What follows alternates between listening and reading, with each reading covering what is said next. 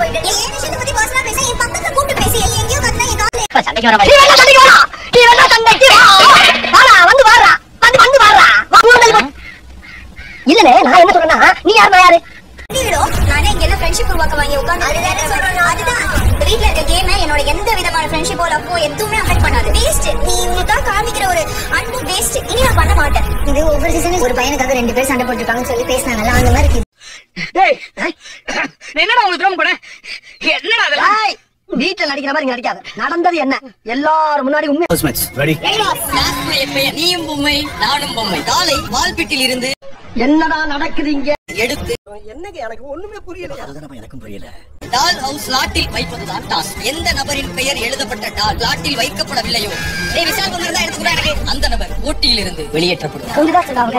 அவ பொம்மை இவர்கிட்ட இருக்கு ஊடு பாத்துட்டு அவங்க பொம்மை பாக் பண்ணி வச்சு விளையாடுறீங்க. அதே நான் இண்டிவிஜுவலா விளையாட முடியலையா போயிடு. என்ன தப்பா பேசிட்டேன். நீ தப்பா பேச. பிரபா சேம் கரெக்ட்டா. தெரிஞ்ச பேசுறீங்க. ஏன்பா இது போய் கோவப்பட?